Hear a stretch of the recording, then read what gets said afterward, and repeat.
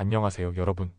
이번 주 뉴욕 증시는 2월 소비자 물가 지수, 즉 CPI 발표에 따라 큰 변동성을 보일 것으로 예상됩니다.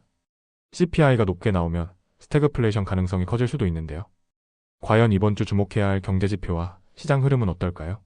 지금부터 하나씩 짚어보겠습니다. 이번 주 가장 중요한 이벤트는 바로 12일 미 동부 시간에 발표되는 2월 소비자 물가 지수 CPI입니다. 시장 예상치는 전년 동월 대비 2.9% 상승, 전월 대비 0.3% 상승인데요.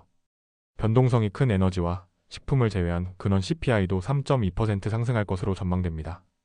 CPI가 예상보다 높다면 스태그플레이션 우려가 커지고 이에 따라 증시는 하락 압력을 받을 가능성이 높습니다. 반면 예상보다 낮게 나온다면 연준의 금리 정책 완화 기대감이 커지면서 반등할 수도 있습니다. 특히 이번 CPI는 오는 18일에서 19일 연방공개시장위원회 FOMC를 앞두고 발표되는 마지막 물가 지표이기 때문에 시장에 미치는 영향이 더욱 클 것으로 보입니다. 현재 S&P 500 지수는 200일 이동 평균선을 지지하고 있는데요.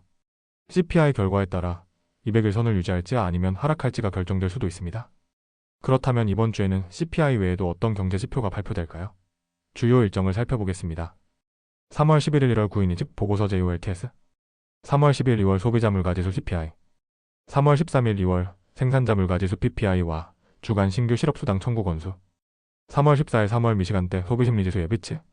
특히 13일 발표되는 PPI 생산자 물가지수는 기업들의 원가 부담을 보여주는 지표로 CPI와 함께 인플레이션 흐름을 판단하는 중요한 자료입니다. 또한 14일 발표될 미시간대 소비심리지수도 중요합니다. 지난달 소비심리지수가 예상보다 높아지면서 증시가 크게 흔들렸던 점을 기억해야 합니다. 이번 주 시장에서 또 하나 주목해야 할 부분이 있습니다. 바로 도널드 트럼프 미국 대통령의 발언입니다. 트럼프 대통령은 12일 철강과 알루미늄에 25% 관세를 부과하겠다고 예고했는데요. 이에 따라 무역 관련 이슈가 다시 부각될 가능성이 있습니다. 특히 캐나다와 멕시코를 포함한 주요 교역국들과의 관계가 변수로 작용할 수 있습니다. 이번 주에는 몇몇 주요 기업들의 실적 발표도 예정되어 있습니다. 3월 10일 오라클 실적 발표, 3월 13일 어도비 실적 발표. 테크 기업들의 실적은 시장의 투자 심리에 영향을 미칠 수 있으니 관심을 가져볼 만합니다. 자, 이렇게 이번 주 뉴욕 증시의 주요 이슈들을 살펴봤는데요. 2월 CPI 발표가 가장 큰 변수가 될 것이고 그 외에도 PPI, JOLTS 보고서, 미시간대 소비심리지수 등이 시장에 영향을 줄 것입니다. 또한 트럼프 전 대통령의 발언과 주요 기업 실적 발표도 주목해야 할 요소입니다. 이번 주 시장의 흐름이 어떻게 전개될지 함께 지켜보시죠. 영상이 마음에 드셨다면 좋아요, 구독 부탁드립니다.